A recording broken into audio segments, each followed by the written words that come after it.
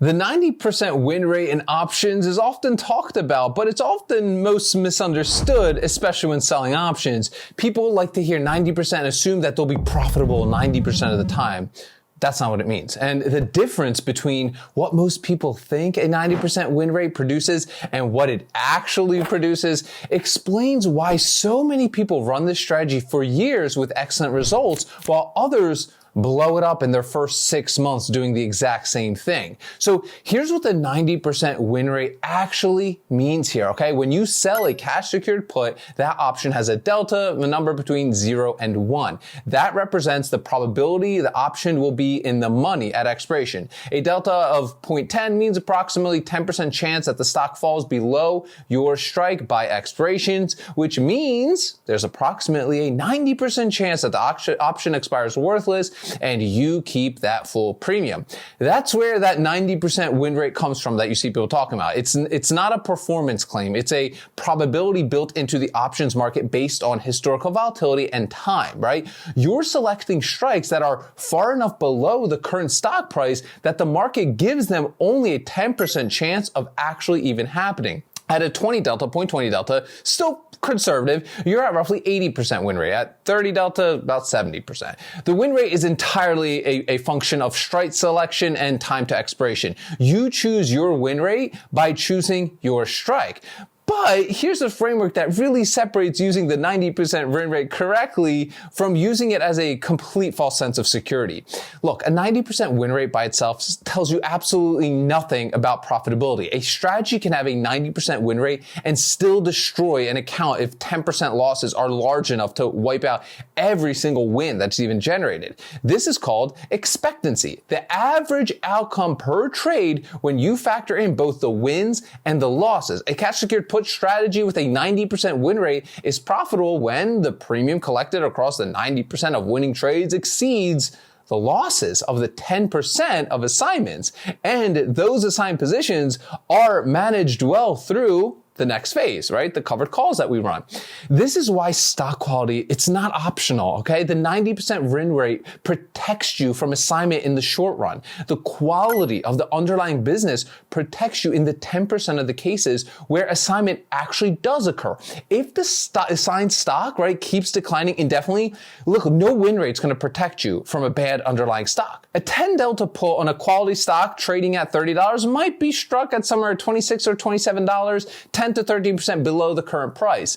The premium on that put for a 30-day expiration might be, $18 to $25 a share. On one contract, that's $18 to $25. The return on collateral, right, premium that we collect divided by the strike price times 100 is approximately, let's just say 1% a cycle. Annualized, if you run this 10 times per year, roughly, let's just call it 10%, right? That's the income from a 90% win rate put strategy on quality names. Not 30%, not 20%, around 10% annualized on the collateral that you got deployed at a 90% win rate on quality underlying stocks. Now, moving the delta to 20, right? This is my practical sweet spot. Look, most disciplined option sellers don't target a 90% threshold. They work in the 20-25 delta range, roughly 75 to 80% win rate, because the premium is way better here, okay? A 20 delta pull on the same $30 stock might be struck at like $28, generating $35 to $55 per share. Return on collateral, 2% now per cycle. Annualized over 8 to 10 cycles, you're 10 to 20% now. Better income, obviously slightly higher assignment probability, but still a high probability setup where the underlying stock is being sold protection at a level way below the current market value, okay?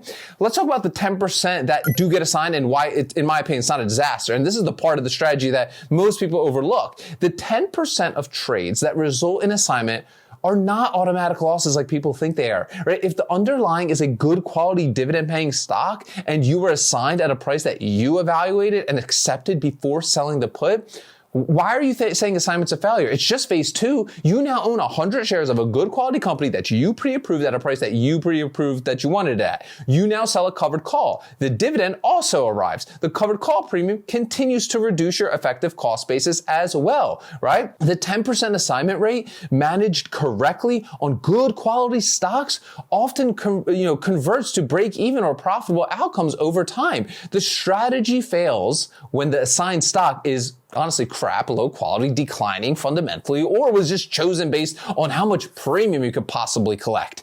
The 90% win rate, for sure, there's a structural advantage built into properly selling cash secured puts, right? It's not marketing hype. It's literally the mathematics of selling options with a low delta at the appropriate strike prices, okay? But a high win rate only translates to actual profitability when 3 conditions are met consistently here, right? First, the underlying stock obviously is quality. We said this, a real business that you actually are comfortable owning at the assigned price. Number 2, the premium collected across the winning trades is enough to compound over time, which requires return on collateral discipline here, not just win rate focus, right? Third, the 10% of assignments are managed through covered call phase with discipline rather than panicking and selling, right? Remove any of those 3 conditions and the 90% win rate becomes a number that sounds good, but let's be honest, doesn't really produce results behind it, at least in my opinion. I usually target 20, 25 delta on good quality stocks priced between, let's say, $20, $40 a share, sometimes more. That range gives me the options market liquidity that I want,